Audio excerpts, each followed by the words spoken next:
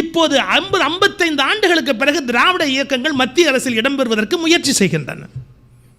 இப்போது தேசிய இயக்கங்கள் மொழிவாரியாக மாநிலங்களில் வாழ்கிற தலைவர்களை சரி கட்டி கொண்டு கட்சி நடத்த வேண்டிய கட்டாயத்தில் இருக்கிறார்கள். தேசிய இயக்கங்களுக்கு மொழியின் அருமை இப்போது புரிகிறது. மாநில கட்சிகளுக்கு மத்திய வலிமை என்ன என்பது இப்போது புரிகிறது. நீங்கள் பாரதியை புரிந்து கொள்ள 70 ஆண்டுகள் தேவைப்படுகிறது. எனவே பாரதி ஒரு அருமையான சமூக தமிழ் வளர்த்தவன். சமூக தமிழ், அன்றைய பிரச்சனை, பெண்களுடைய துக்கம் எல்லாவற்றையும் பாடிய பெரும் புலவர். எனவே தமிழில் அன்று கருத்து வளம், மொழி வளம், ஒலி நயம் எல்லாமே ஒரு தனித்த அழகு. தமிழிலே ஒலி நயம் என்று ஒன்று இருக்கிறது. கவிதையை படிக்கிற போதே கவிதைக்குள் ஒரு அழகு இருக்கிறது. தண்டலை மயில்களாட தாமரை விளக்கம் தாங்க கொண்டல்கள் முழவின் ஏங்க குவளை கண் விழித்து நோக்க தண்டிரை எழினி காட்ட தெம்பிழி மகரையாழின் வண்டுகள் இனிது பாட மருதம் வீற்றிருக்குமா. இது கம்பராமாயண பாட்டு. நான் 6ஆம் வகுப்பு படிக்கிற போது என்னுடைய தமிழாசிரியர் நடத்திய பாட்டு. நான் என்றைக்கும் சொல்லுகிறேன், ஒரு மனிதனுக்கு தமிழ் மீது பிடிப்பும் பற்றும் வர வேண்டும் என்றால் சரியான தமிழாசிரியர் அமைந்தால் மட்டும்தான் அவனுக்கு தமிழ் மீது பற்று வர முடியும். நீங்கள் பாடப்புத்தகத்தில் என்ன சிலபஸ் வைத்தீர்கள் என்பதை பொறுத்து ஒருவனுக்கு மொழி மீது மரியாதை வராது. யார் உன் தமிழாசிரியர் என்பதை பொறுத்துதான் உன்னுடைய தமிழ் ஒரு பற்று என்பது உருவாக முடியும். எனக்கு கல்லூரியில் வாய்த்த தமிழாசிரியர் ஸ்ரீ ஜெகநாதாச்சாரியார். தமிழ் கடல். பள்ளியிலே சிதம்பரம் சுவாமிநாதன் என்ற ஒரு ஆசிரியர் வகுப்பு நடத்தினால் கவிதை காது குளிர கேட்டுக்கொண்டே இருக்கலாம். காரணம், தமிழ் கவிதையிலே ஒரு மொழி இருக்கிறது. அஞ்சன வண்டன நாருயிர் நாயக நாளாமே கம்பராமாயணம். குகப்படலம். ராமனை பாதுகாத்துக் கொண்டிருக்கிறான் குகன். பரதன் படையோடு வந்து நாட்டை திருப்பி கொடுப்பதற்காக வருகிறான். எனக்கு தெரிந்து பதவியை கொடுப்பதற்கு ஊர்வலமிட்ட ஒரே தலைவன் பரதன். எல்லோரும் பதவியை பிடிப்பதற்கு ஊர்வலம் போவார்கள், பதவியை கொடுப்பதற்கு ஊர்வலம் போனவன் பரதன் மட்டுமே. அந்த பரதனுடைய படையை பார்த்துவிட்டு குகன் பேசுகிறான்.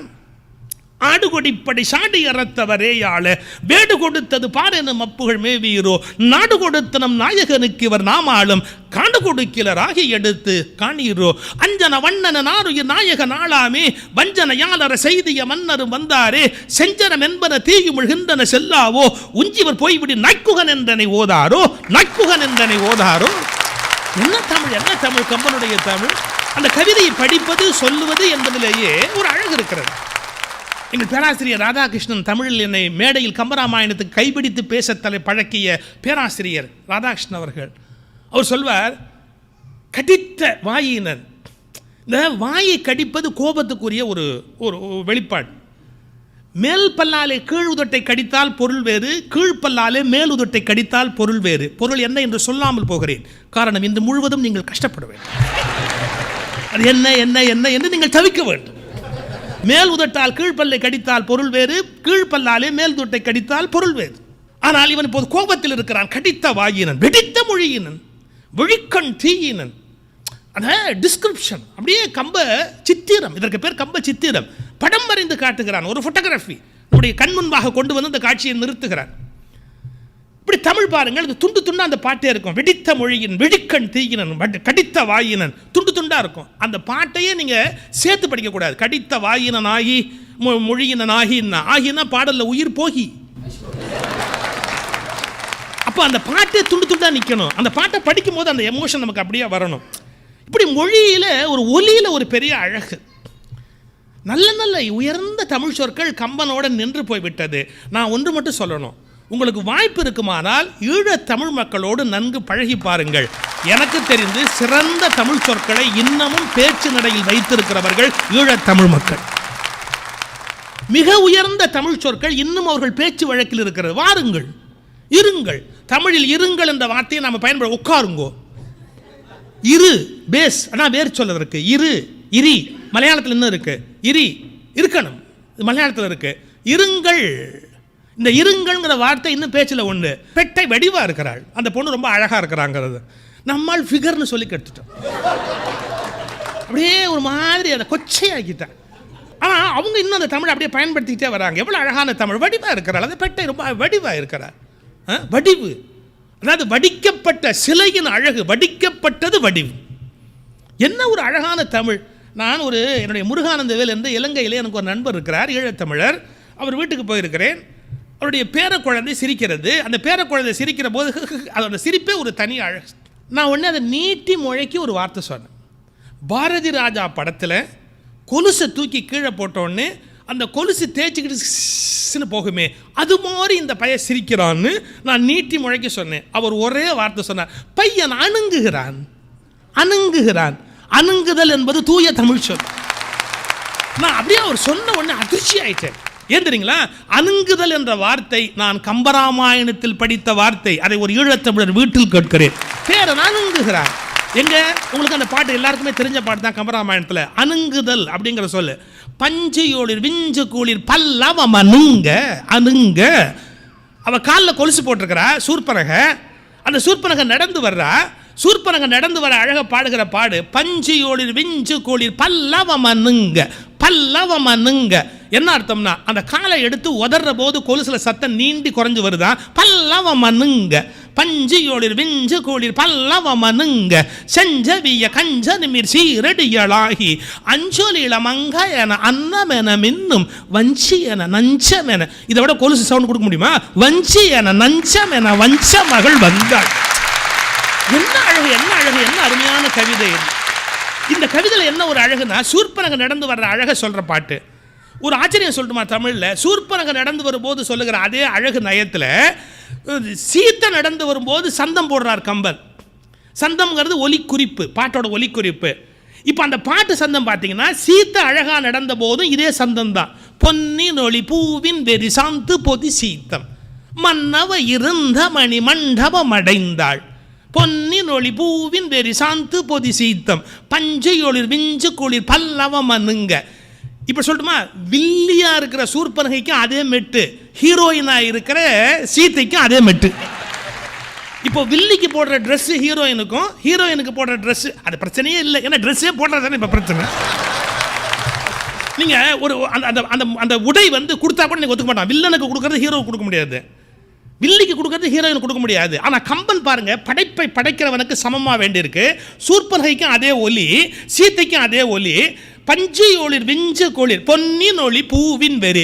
ஒரே ஒலி நயத்தில் எழுதினான். தமிழ் இலக்கியத்தில் கு அழகிரிசாமி என்ற ஒரு பெரிய இலக்கிய விமர்சகர். அந்த அழகிரிசாமியை கேட்டாங்க, சீத்தைக்கும் அதே சந்தம், சூர்பனகைக்கும் அதே சந்தம், இது தப்பு இல்லையா? இல்லைப்பா, அழகாக நடந்து வரும்போது ஒரே சந்தம் தான் கம்பன் போடணும், வஞ்சனை இல்லாமல் கொடுத்துருக்குறான். ஆனால் ஒரு வித்தியாசம் இருக்குன்னு. என்ன வித்தியாசம்? சீதை நடந்தால் அது அழகாக இருந்தது, சூர்பனகை அழகாக நடந்தாள். சீதை நடந்தால் அது அழகாக இருந்தது. It's quite natural. சூர்பனகை அழகாக நடந்தாள். With the help of cosmetics and other things.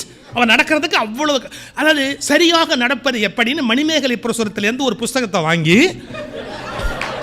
ஏன்னா அவர் எல்லாத்துக்கும் புஸ்தகம் போட்டிருக்காரு இல்லையா, அதனால் அதுலேருந்து ஒரு புஸ்தகம் வாங்கி சரியாக நடப்பது எப்படி அப்படின்னு பார்த்து, முகத்தை 30 டிகிரியில் திருப்பு, இடது காலை முதலில் ஒரு 30 கிலோமீட்டர் வேகத்தில் எடு என்றெல்லாம் சூர்பனகை புத்தகத்தை சமைத்து பார், புத்தகம் படித்து விட்டு சமைப்பது போல நடந்து பார் என்ற புத்தகத்தை படித்து விட்டு நடக்கிறாள் சூர்பனகை.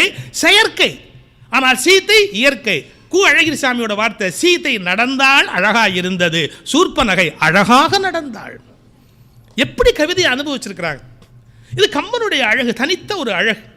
நான் சொன்ன பாருங்க, மொழி ஒலி அதெல்லாம் ஒரு அழகுன்னு சொல்லி. திருப்புகழ் நீங்க கேட்கும்போது அந்த திருப்புகழ் ஒலி அழகு இருக்கு பாருங்க, தனி சுவை.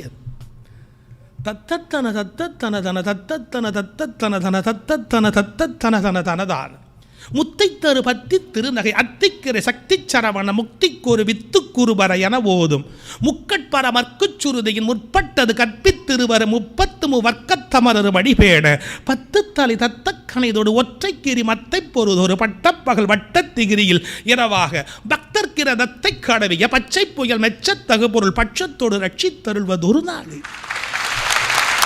ஒலி ஒலி ஒலி. அதில் ஒரு அழகு. அருணகிரிநாதர் முருகனுக்கு பாடும்போது ஒலி நயத்தோடு கூடிய திருப்புகழா பாடுறார். அருணகிரிநாதர் முருகனுக்கு பாடும்போது ஏன் ஒலியோட பாடினார்னா பாருங்க, குழந்தை காலில் தண்டைன்னு ஒன்று இருக்கும், சிலம்புன்னு ஒன்று இருக்கும். அது கலீர் கலீர் சவுண்டு வந்துக்கிட்டே இருக்கும். குழந்தைக்கு தண்டையும் சிலம்பு போட்டதுக்கு ஒரு காரணம், அது எந்த ரூம்லேருந்து எந்த ரூமுக்கு இப்போ ஓடி அநியாயம் பண்ணுதுங்கிறத கண்டுபிடிக்கிறதுக்காக. அது தண்ணி தொட்டிக்குள்ளே உட்காந்துருக்கா, பாத்ரூமில் ஏதாவது திறந்து விட்டுருக்கா, இல்லை சமையல் ரூமில் டப்பாவை கொட்டியிருக்கா, அப்போ அது ஓடுறதை வச்சு கண்டுபிடிக்கலாம். அந்த காலில் தண்டையும் சிலம்பும் முருகனுக்கு போட்ட மாதிரி தன் தமிழால் தண்டையும் சிலம்பும் செய்து போட்டவர் அருணகிரிநாதர். ஒவ்வொரு பாட்டும் ஒவ்வொரு அழகு. கருவடைந்து 10 திங்கள் வயிறிருந்து முற்றிப்பயின்று கடையில் வந்து உதித்து குழந்தை வடிவாகி கழுவியங்கெடுத்து சுரந்த முகையருந்து விக்க கிடந்து கதறி எங்கே கொட்டி தவழ்ந்து நடமாடி. அந்த பாட்டோட ஒலி நயம் அது ஒரு தனித்த அழகு, அது ஒரு தனித்த சிறப்பு. ஆனால் மொழி அன்றைக்கு பயன்படுத்துறது போல இப்போ ஒலிக்கு முக்கியத்துவம் கொடுத்து கவிதை எழுதுறது இல்லை. ஆனால் கருத்துக்கு முக்கியத்துவம் கொடுத்து எழுதுகிற பழக்கம் இன்னைக்கு வளர்ந்துருக்கு. 2 வரியில் புது கவிதை எழுதுறான், புரட்டி போட்டுடுறான், அப்படி கொண்டு எடுத்துடுறான் ஆளை. என்னென்ன 2 வரி கூட அவன் என்னென்ன அற்புதம் பண்ணுறான்னு சொல்ல முடியல. ஆனால் சமூக அக்கறையோடு எழுதுறான். சார் ஒருத்தர் எழுதியிருக்கான், ஒரு பெண் சொல்கிற மாதிரி, நாங்களும் பாபர் மசூதி தான், நாங்களும் பாபர் மசூதி தான், இடிப்பதற்கு எல்லோரும் தயாராக இருக்கிறார்கள், கட்டுவதற்கு ஒரு பாவியை காணும்.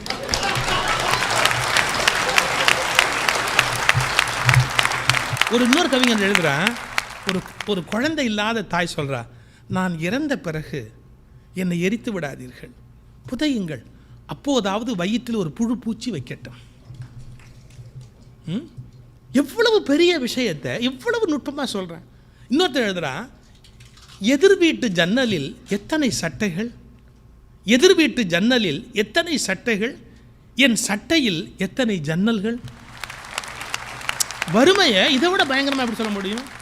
ஒருத்தர் எழுதுறான், கண்ணே அடுப்பில் பூனை தூங்குகிறது, நாளை சமைத்து கொள்ளலாம். எதை? பூனை ஐயா.